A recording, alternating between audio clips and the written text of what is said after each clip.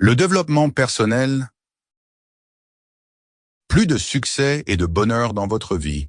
Améliorez votre mindset et atteignez tous vos objectifs avec des méthodes efficaces pour développer votre personnalité. De Conrad Sewell, lu par Antoine Bernard. Qui suis-je?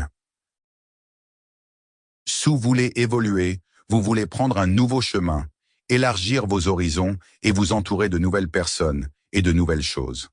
Vous êtes prêt pour le changement, vous avez de grands projets et vous voulez réaliser ces grands projets. Mais comment faire? Comment faire tout cela? Comment prendre votre nouvelle voie?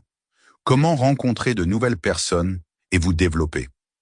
Comment cela fonctionne-t-il d'être soudain une personne ouverte, ordonnée, organisée et toujours de bonne humeur?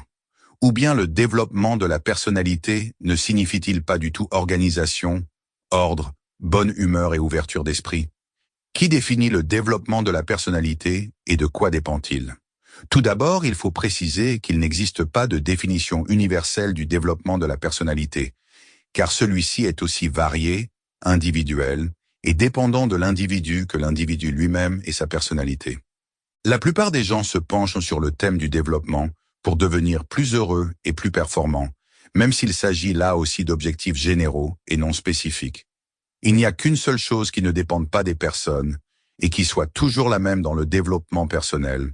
Il s'agit d'un processus continu et de longue haleine, dans lequel il n'est pas possible de changer complètement de comportement du jour au lendemain. Mais comme les potentiels individuels sont fondamentalement renforcés et développés, l'avenir peut effectivement être plus prospère et plus heureux. En principe, le développement de la personnalité ne se déroule pas de manière totalement arbitraire. Il existe une certaine séquence de processus et de prise de conscience qui déterminent le succès d'un tel développement. Il s'agit ici de 3 composantes qui s'appuient les unes sur les autres, mais qui ont néanmoins la même importance. La connaissance de sa propre personnalité, son acceptation et le changement lui-même.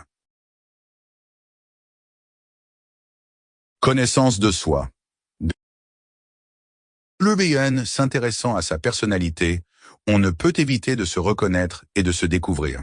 Je dois savoir ce qui me caractérise pour pouvoir optimiser mes potentiels.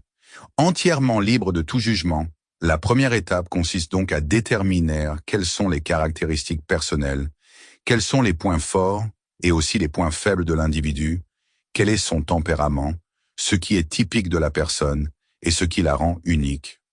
Non seulement la perception de soi joue un rôle important, mais la perception des autres peut également. Sample complete. Ready to continue?